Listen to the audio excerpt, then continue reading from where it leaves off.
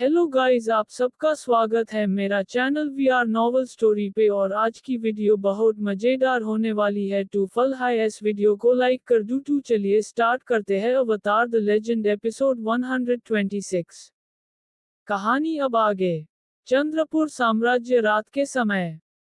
कहानी की शुरुआत में हम देखते हैं कि नंदिनी गुस्से में मीना को अपने साथ ले जाकर महारानी पद्मा के कक्ष के अंदर चली आती है। उन्हें देखकर सभी दासी थोड़ी सी डर जाती हैं। तभी महारानी पद्मा, जो कि अपने कक्ष में लगी हुई शीशे पर अपनी प्रतिबिंब को देखकर श्रृंगार कर रही थी, वो नंदिनी को इस तरह अपने कक्ष के अंदर प्रवेश करता देख गुस्से भरी नजरों से नंदिनी से कहती हैं, महारानी पद्मा, तुम्हारी ये हिम्मत, तुम हमारे बिना अनुमति से हमारे कक्ष के अंदर चली आई।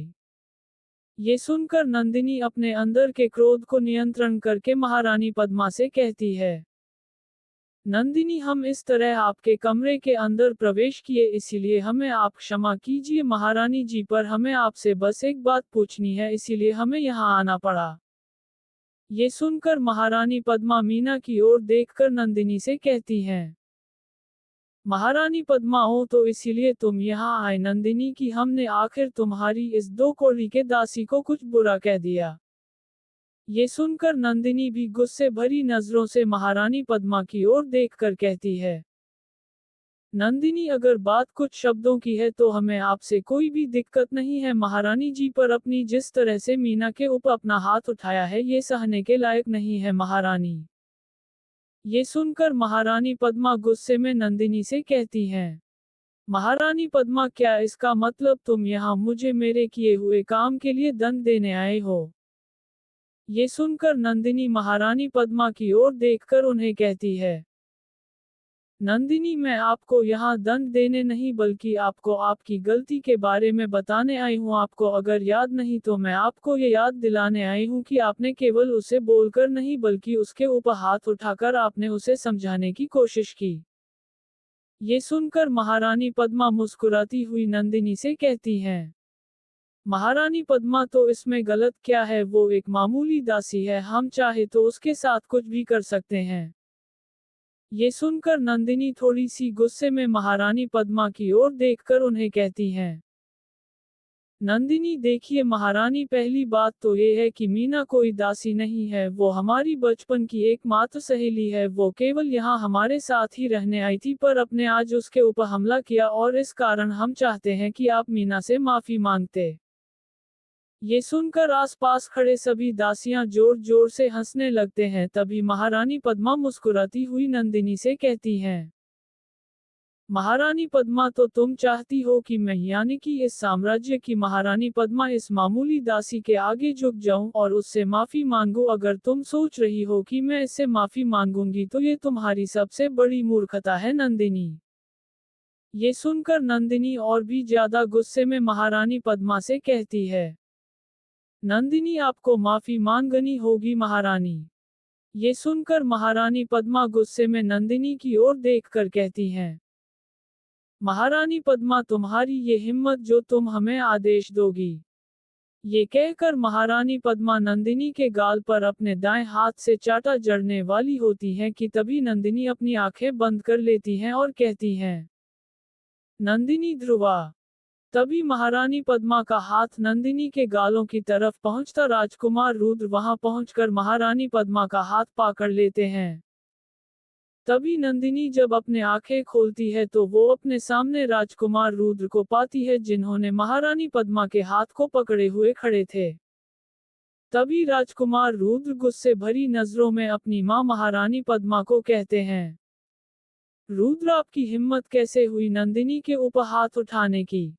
ये सुनकर मीना और वहां खड़े सभी दासियां हैरान भरी नजरों से ये सब देख रहे थे। ये सुनकर महारानी पद्मा हैरान भरी नजरों में राजकुमार रुद्र की ओर देखकर उन्हें कहती हैं, महारानी पद्मा, रुद्र तुम। ये कहकर महारानी पद्मा रुद्र के हाथ से अपने हाथ को छूटा कर चिढ़ती हुई कहती हैं, महारानी पद्मा, रुद्र तुम यहाँ क्यों आए हो? मैं इस मामले को बस अभी खत्म करने ही वाली थी।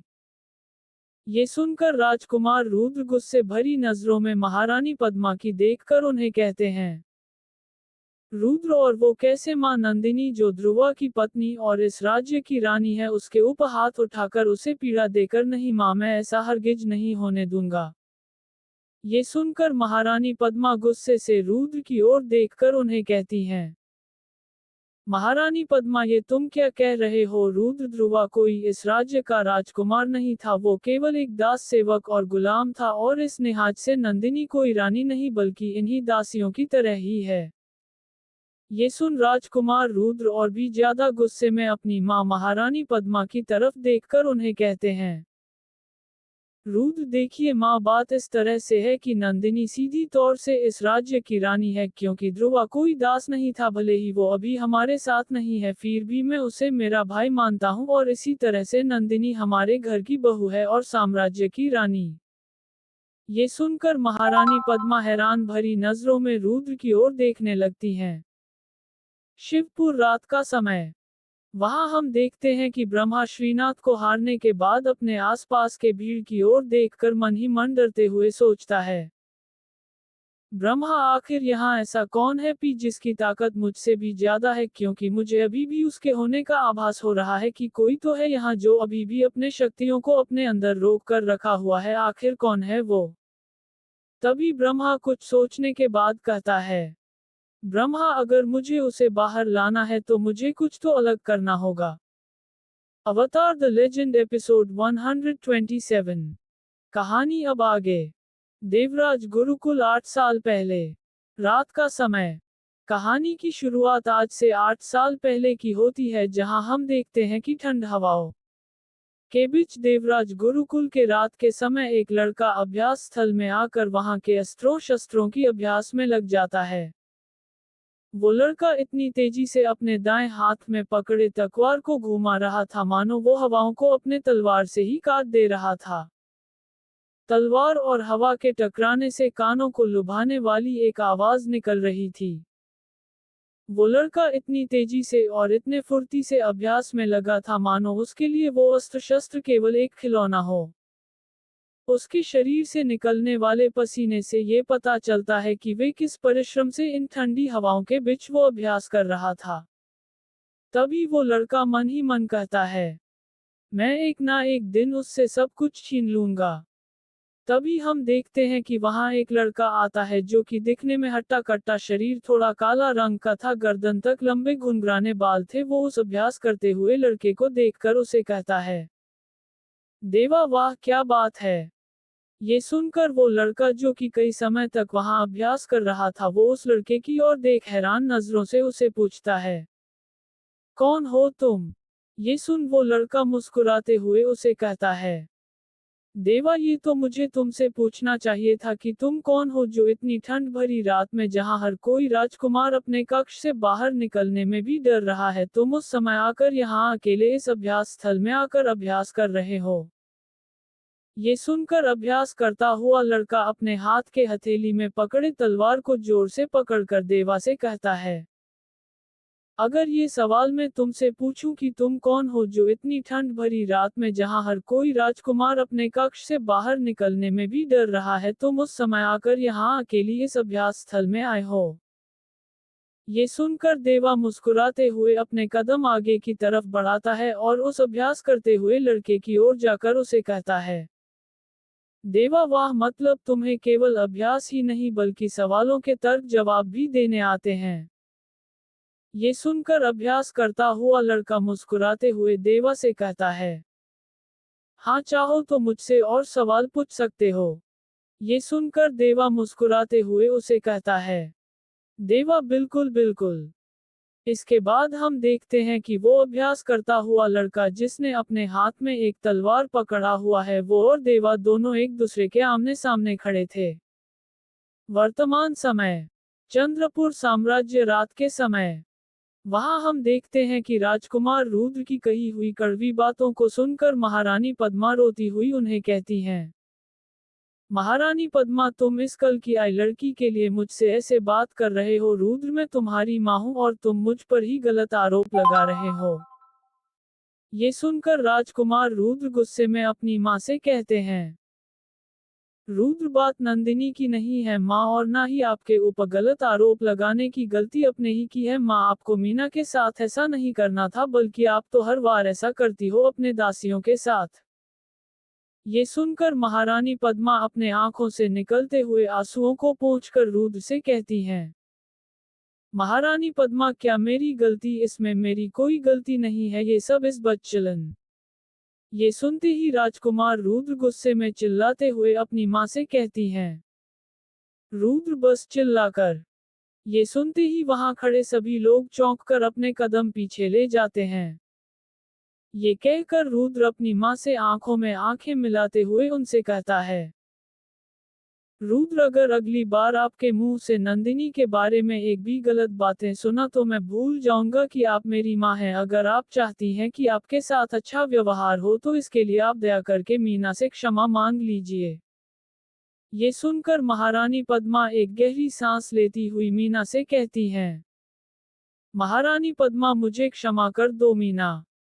ये सुनकर मीना महारानी पद्मा के पास आकर मीना उन्हें दुख भरे भाव से कहती है, मीना ऐसे मत कहिए महारानी, मैं आपसे माफी मांगती हूँ। ये सुनकर महारानी पद्मा अपने अंदर के गुस्से को काबू करते हुए कहती हैं, महारानी पद्मा तुम्हें माफी मांगने की कोई जरूरत नहीं है मीना, मैं तुमसे माफी मांगती हूँ कि मैंने तुम पर हाथ उठाया। ये सुनकर राजकुमार रुद्र नंदिनी और मीना को कहते हैं, रुद्र देखिए नंदिनी जी और मीना जी, अभी माँ ने आपसे क्षमा मांग ली है तो अब आप भी माँ को माफ कर दीजिए। ये सुनकर नंदिनी महारानी पद्मा के पास जाकर उनसे कहती है, नंदिनी हम आपको क्षमा करते हैं महारानी। ये सुनकर महारानी पद्मा गुस्से में उस कमरे से बाहर चली जाती हैं। उनके जाने के बाद नंदिनी राजकुमार रुद्र की ओर देखकर उन्हें मुस्कुराती हुई कहती है, नंदिनी धन्यवाद राजकुमार, अगर आप यहाँ ना आकर हमारी बात न सुनते तो अभी की हालत कुछ और होते। ये सुनकर राजकुमार रुद्र मुस्कुराते हुए नंदिनी की ओर देखकर उन्हें कहते हैं, रुद्र इस पर धन्यवाद कहने की कोई जरूरत नहीं हो नंदिनी जी, वैसे भी माँ ही गलत थी इसीलिए मुझे ये कदम उठाना पड़ा। ये सुनकर मीना राजकुमार रुद्र की गले लगाकर रोती हुई कहती है, मीना धन्यवाद राजकुमार धन्यवाद। शिवपुर, रात के समय। वहां शिवपुर के प्रतियोगिता में हम सुनते हैं कि पूरे गांव में केवल ब्रह्मा का नाम गूंज रहा था और उन्हीं बीच हम देखते हैं कि ब्रह्मा और ध्रुवा दोनों एक दूसरे में सामने खड़े थे लड़ने के लिए। अवतार द लेजेंड एपिसोड 128। कहानी अब आगे। शिवपुर रात्रि समय। कहानी की शुरुआत में हम देखते हैं कि ब्रह्मा की चुनौती कर सुनकर ध्रुवा अपने हाथ को उठाकर उसके दिए हुए चुनौती को स्वीकार करता है, जिसके बाद वहां खड़े सभी गांव वाले ध्रुवा और ब्रह्मा के सामने से हट जाते हैं, जिससे हम देख पाते हैं कि ध्रुवा के सामने से ठीक सीधे रेखा पर ब्रह्मा मुस्कुराते हुए उसे देख रहा था। ये देखकर वहां खड़े सभी लोग हैरान भरी नजरों से ध्रुवा की ओर देखते हैं। तभी हम देखते हैं कि जब सारे हरिरामपुर के लोग ध्रुवा के पास आते हैं तभी उसके पास खड़ा जीवन धीरे धीरे वहां से उसके पीछे खड़ी भीड़ के भीतर चला जाता। वहां उन लोगों में से सरपंच रामलाल जी ध्रुवा के पास आकर उसे समझाते हुए कहते हैं, सरपंच रामलाल कृष्णा ये क्या कर रहे हो बेटा? ये सुनकर ध्रुवा थोड़ा नाराजगी जताते हुए सरपंच रामलाल जी से कहता है, ध्रुवा मैं जो कर रहा हूँ सही कर रहा हूँ पिताजी, ये होता कौन है हमें बताने वाला? हम बस यहाँ इस प्रतियोगिता में भाग लेकर यहाँ से जीते या फिर हार कर अपने गांव की ओर चले जाते, पर ये तो इतना नीच है कि हमें और दूसरे गांव से आए हुए लोगों को बुलाकर यहाँ अपमान कर रहा है। ये सुनकर सरपंच रामलाल ध्रुवा को फिर से समझाते हुए कहते हैं, सरपंच रामलाल कृष्णा ऐसा कुछ नहीं है, वो केवल तुम्हें उकसा रहा था असल में। तभी सरपंच रामलाल जी ध्रुवा को और कुछ कह पाते ब्रह्मा दूर खड़े मुस्कुराते हुए उन्हें कहता है, ब्रह्मा सरपंच जी नियम संख्या 4 जिसमें लिखा गया है कि अगर कोई प्रतियोगिता खत्म होने के बाद भी लड़ सकता है तो उसे लड़ने का मौका देना चाहिए, और आप जानते हैं कि इससे होगा क्या? ये सुनकर सरपंच रामलाल जी थोड़े गुस्से मिजाज में ब्रह्मा की ओर देखकर उसे कहते हैं, सरपंच रामलाल, देखो ब्रह्मा, मुझे पता है कि नियम क्या है, पर बात यह है कि मेरा बेटा इस गांव में नया आया है, इसीलिए उसे यहाँ के नियम के बारे में पता नहीं था, तो इस लिहाज से। तभी ब्रह्मा मुस्कुराते हुए अपने साथियों के साथ उनके पास आकर उन्हें कहता है, ब्रह्मा, मैं ये नहीं मानता सरपंच जी, क्योंकि नियम तो नियम होते हैं और हमें उनके पालन करने होते हैं। ये सुनकर ध्रुवा हैरान भरी नजरों से सरपंच रामलाल जी के पास आकर उन्हें कहता है, ध्रुवा, क्या हुए पिताजी, आप इसके बात को सुनकर इतने घबरा क्यों रहे हैं? ये सुनकर वहां खड़ा एक आदमी ध्रुवा को गुस्से में कहता है, दास, नियम संख्या 4, अगर लड़ाई के बाद भी कोई अगर जीते हुए योद्धा से लड़ाई करे और बाद में अगर वो जीते हुए योद्धा से हार जाए तो अगले 3 साल से हारे हुए योद्धा का गांव इस प्रतियोगिता को भाग नहीं ले सकता। ये सुनकर ध्रुवा पूरी तरह से हैरान हो जाता है और वहां खड़े वेद जी से पूछता है, ध्रुवा, ये कैसे हो सकता है, मुझे तो इस नियम के बारे में पता भी नहीं है। ये सुनकर वेद जी ध्रुवा से कहते हैं, वेद जी मोहन, ये हम जानते हैं कृष्णा, पर वो लोग ये नहीं जानते, इसीलिए अब कुछ नहीं हो सकता। ये सुनकर ध्रुवा हैरान भरी नजरों में सरपंच रामलाल जी की ओर देखकर उन्हें कहता है, ध्रुवा, मैंने केवल इसीलिए हाथ उठाया था कि मैं अपने गांव के लिए उस ब्रह्मा से लड़ाई करूं, पर अगर इस लड़ाई से मेरे ही गांव का नुकसान है तो मैं ये लड़ाई नहीं लड़ सकता। ये सुनकर सरपंच रामलाल ब्रह्मा की ओर देखकर उसके पास जाने लगते हैं। वहां हम देखते हैं कि भीड़ में अनन्या ये देखकर मन ही नहीं डरती हुई सोचती है, अनन्या, अब क्या होगा, कृष्णा तो बहुत बुरी तरह से फंस चुका है, क्योंकि शिवपुर के लोग बस इसी दिन का इंतजार कर रहे थे। तभी सरपंच रामलाल जी ब्रह्मा के पास आकर उसे कहते हैं, सरपंच रामलाल, देखो ब्रह्मा, हमारी बात को समझने की कोशिश करो, वो लड़का नादान है, उससे ये तक पता नहीं था कि इस प्रतियोगिता के कुछ नियम भी हैं, धीमी आवाज में, क्योंकि वो हमारे गांव का ही नहीं है। ये सुनकर वहां खड़े शिवपुर के लोग हैरान भरी नजरों से सरपंच जी की ओर देख रहे होते हैं कि तभी ब्रह्मा मुस्कुराते हुए सरपंच रामलाल जी से कहता है, ब्रह्मा, वो बात छोड़िए सरपंच जी, वो होगा कोई और, पर उसने आपके गांव के लिए अपना हाथ उठाया है, ऐसा कोई तब करता है जब वो किसी गांव का हो, इसीलिए वो आप ही के गांव का है और इस तरह से वो लड़का मुझसे लड़ाई करेगा। ये सुनकर सरपंच रामलाल जी लाचार होकर ब्रह्मा से कहते हैं, सरपंच रामलाल, देखो बात को समझने की कोशिश करो कि अब तुम जीत गए हो, तो अगर तुम चाहो तो ये लड़ाई आगे भी जा सकती है और तुम चाहो तो ये लड़ाई अभी के अभी रुक सकती है, वैसे भी वो तुमसे अब लड़ना नहीं चाहता। ये सुनकर ब्रह्मा मुस्कुराते हुए उनसे कहता है, ब्रह्मा, ये हमारी समस्या नहीं है सरपंच जी, ये आपकी और आपके गांव वालों की है, ये लड़ाई उसके हाथ उठाने से ही शुरू हो चुकी है और अगर आपको ये लड़ाई बिना किसी समस्या से रोकना है तो आपको मुस्कुराते हुए नियम संख्या 7 को मानना होगा। ये सुनकर वहां खड़े हरिरामपुर के लोग गुस्से से भड़क जाते हैं और वो सब ब्रह्मा की ओर आने लगते हैं। वहां ये देखकर ब्रह्मा उनके आगे आकर अपने दाएं पैर को जोर से जमीन पर रखकर अपने मूंछों को ताव देते हुए उन सभी से कहता है, ब्रह्मा, अगर हिम्मत है तो आओ, आज मैं अकेला और तुम सब देखते हैं कौन जीतता है। ये सुनकर वो भड़के हुए लोग डर जाते हैं और अपने कदम को पीछे की ओर ले जाते हैं। वहां ये देखकर ध्रुवा डरते हुए वेद जी मोहन से पूछता है, ध्रुवा, वेद जी, ये हमारे लोग ऐसे क्यों भड़क गए हैं, आखिर नियम संख्या 7 क्या है?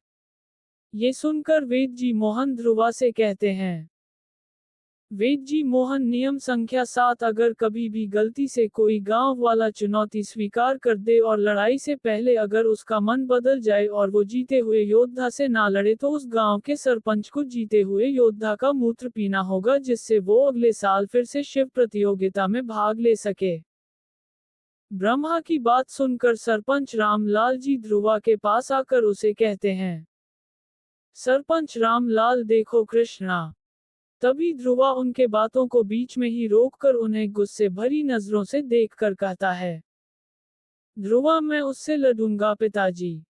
ये सुनकर वहां खड़े सभी लोग हैरान भरी नजरों से उसे देखने लगते हैं। अवतार द लेजेंड एपिसोड 129। कहानी अब आगे। शिवपुर रात के समय। कहानी की शुरुआत में हम देखते हैं कि ध्रुवा गुस्से भरी नजरों में ब्रह्मा की तरफ अपने कदम धीरे धीरे बढ़ाते हुए उसके सामने खड़ा होता है। उसे ब्रह्मा के सामने देख वहां से जाते हुए लोग अब अपने कदम को फिर से उस मैदान की ओर मोड़ देते हैं। वहां ब्रह्मा मुस्कुराते हुए ध्रुवा से कहता है, ब्रह्मा मान गए तुम्हें लड़के, तुम में दम तो है, वरना इस समय आखिर कौन ही मुझसे लड़ने आएगा, और वो तब जब यहाँ खड़े सभी लोग जानते हैं कि आज यहाँ कोई भी मुझे हरा नहीं सकता। ये सुनकर ध्रुवा गुस्से में ब्रह्मा से कहता है, ध्रुवा ये तुम्हारी गलतफहमी है कि तुम्हें यहाँ कोई नहीं हरा सकता। ये सुनकर वहां खड़े सभी शिवपुर के लोग ध्रुवा की ओर जाने ही वाले होते हैं कि ध्रुवा के पीछे से हरिरामपुर से भी लोग ध्रुवा का साथ देने उसके पास आते हैं। ये देखकर ब्रह्मा मुस्कुराते हुए ध्रुवा के दाएं कंधे पर अपना बायां हाथ रखकर कहता है, ब्रह्मा बेटा, लगता है कि तुम बड़े जोश में हो मुझसे लड़ने के लिए। ये सुनकर ध्रुवा ब्रह्मा का बायां हाथ अपने कंधे पर से उठाकर उसे कहता है, ध्रुवा जोश में तो हूँ, क्योंकि आज मैं तुम्हें हरा कर तुम्हारे गांव में रखे त्रिशूल को अपने गांव ले जाऊंगा।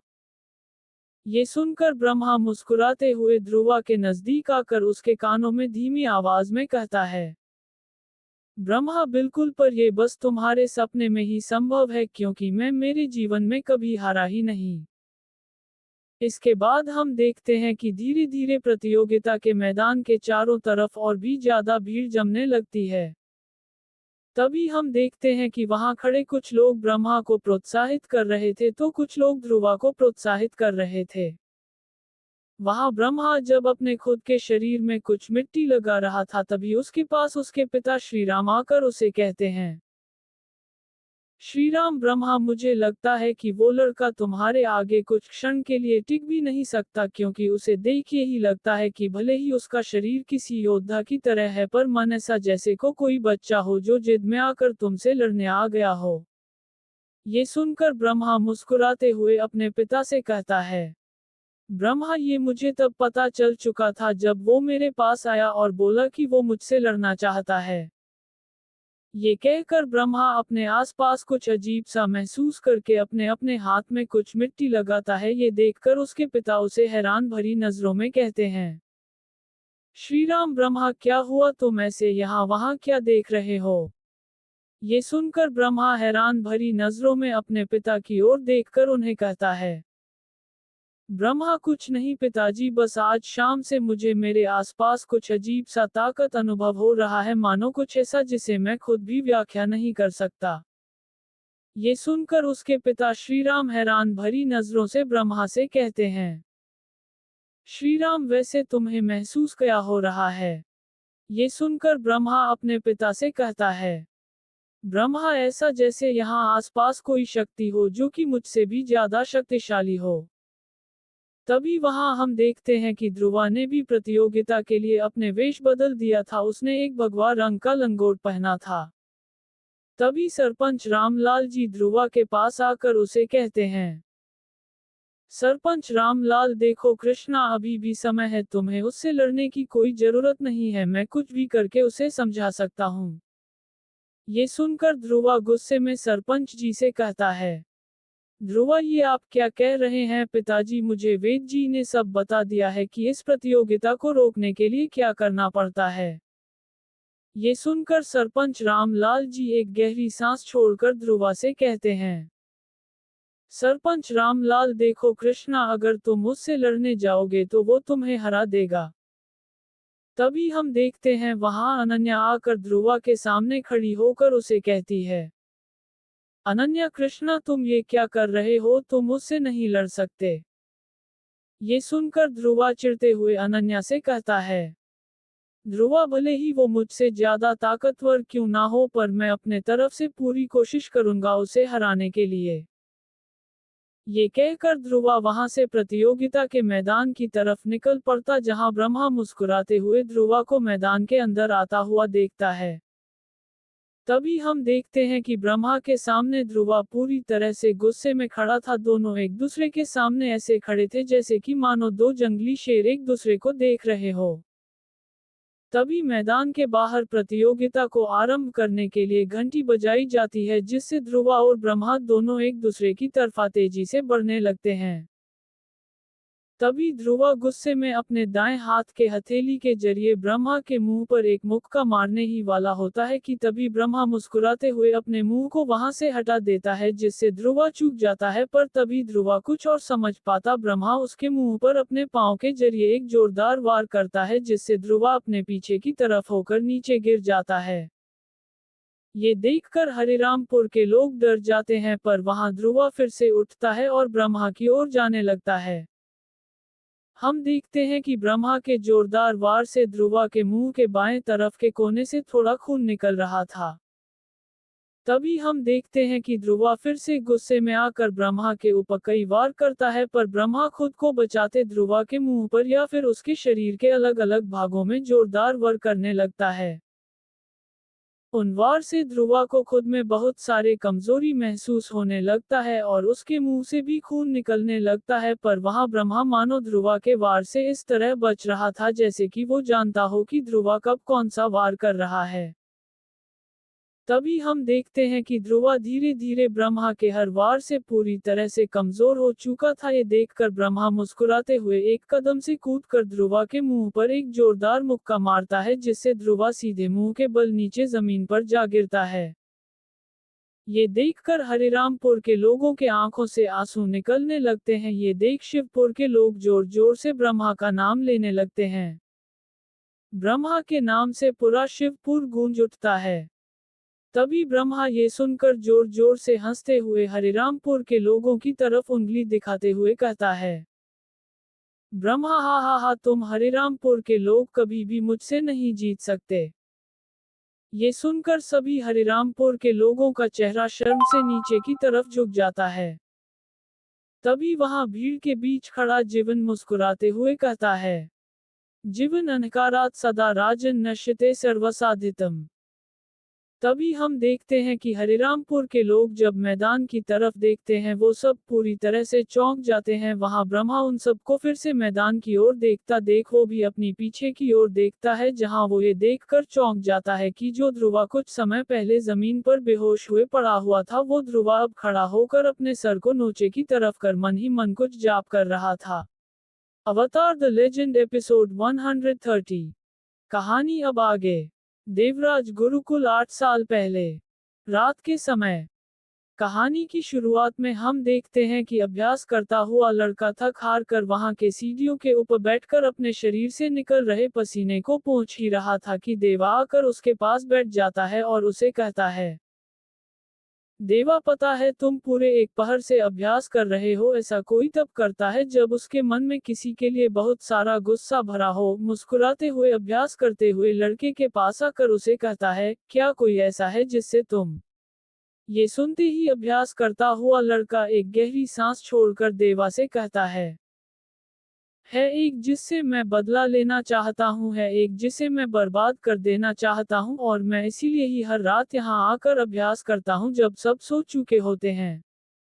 ये सुनकर देवा मुस्कुराते हुए उस लड़के से कहता है, देवा, मुझे पता है, मैं दुगदुग राज्य से हूँ। वो राज्य मंगल पर्वत के ऊपर के चोटी पर बसा करता है। हम थोड़े जंगली लोग की तरह हैं। जैसे तुम्हें तलवार चलाना आता है वैसे ही मुझे धनुष चलाना अच्छा लगता है। ये सुनकर वो लड़का बिना कुछ कहे वहां से जाने लगता है। तभी देवा मुस्कुराते हुए उसे पूछता है, देवा, मेरा नाम है देवा ओझा, और तुम्हारा। ये सुनकर वो लड़का भी मुस्कुराते हुए देवा से कहता है, तक्ष तक्षराज। ये सुनकर देवा उठकर तक्ष की ओर अपना दायां हथेली बढ़ाकर उसे मुस्कुराते हुए कहता है, देवा, मुझसे मित्रता करोगे तक्ष। वर्तमान समय। तभी हम देखते हैं कि कहीं दूर एक पहाड़ों के बीच एक अंधेरे कोने से कोई अपने चेहरे से एक काले कपड़े को हटाकर दूर किसी को देख रहा था। हम देखते हैं कि ये उस समय का दृश्य था जब सहारिश्तान साम्राज्य के सेना के साथ तक्ष वहां से अपने घोड़े पर बैठकर कहीं दूर जा रहा था। तभी ये देखकर वो रहस्यमयी आदमी चिंतित भाव से कहता है, देवा अपना ख्याल रखना तक्ष, क्योंकि तुम जिस शेर के पास जा रहे हो उस शेर के पास पहुंचने का सामर्थ्य हमारे पास भी नहीं है, इसीलिए तुम्हें वहां अपने सबसे ताकतवर अस्त्र का उपयोग करना होगा और वो है तुम्हारी बुद्धि। तभी हम देखते हैं कि उस पहाड़ के हर कोने से कई सारे काले नकाब पहने लोग बाहर निकलते हैं। इससे हमें ये पता चलता है कि जब तक सहारिस्तान साम्राज्य के सेनापति नबी मोहम्मद से बात कर रहा था तो उसे बचाने के लिए देवा और उसके सैनिक उन पहाड़ों के बीच बैठे हुए थे। शिवपुर रात का समय। वहां हम देखते हैं कि ध्रुवा के खड़े होकर इस तरह से अपने सिर को झुकाकर मन ही मन कुछ जाप करना देखकर वहां खड़े सभी लोग थोड़े डर जाते हैं। तभी अचानक ब्रह्मा को फिर से कुछ अजीब महसूस होता है, जिससे वो डरते हुए मन ही मन कहता है, ब्रह्मा ये कैसे हो सकता है, कुछ समय पहले तो इसमें ताकत की एक बूंद ऊर्जा भी नहीं दिख रहा था, पर अब मानो इसके शरीर से अजीब से कुछ ऊर्जा निकल रही है, आखिर ये सब क्या हो रहा है। तभी ध्रुवा धीरे से अपने कदम आगे बढ़ाता है, जिसे देख वहां खड़े सभी लोग डर के मारे पीछे चले जाते हैं। इसके बाद ध्रुवा अपना सर ऊपर की ओर करके अपना दायां हाथ ब्रह्मा की ओर बढ़ाकर मुस्कुराते हुए उसे कहता है, ध्रुवा तुम्हें एक ऐतिहासिक युद्ध चाहिए है ना, आओ मैं तुम्हें वो युद्ध देता हूँ। ये सुनकर ब्रह्मा गुस्से में ध्रुवा की ओर दौड़ते हुए उसके मुंह पर एक जोरदार मुक्का मारता है, पर इससे ध्रुवा को मानो कोई फर्क नहीं पड़ता, उल्टा वो हंसते हुए ब्रह्मा की ओर देखता है, जिसमें हम देखते हैं कि ध्रुवा के मुंह और आंख के कोने से थोड़े मात्रा में खून निकल रहा था। ये देखकर वहां खड़े सभी लोग पूरी तरह से डर जाते हैं। तभी ध्रुवा खून से लथपथ मुंह से मुस्कुराते हुए ब्रह्मा से कहता है, ध्रुवा बस इतनी सी ताकत।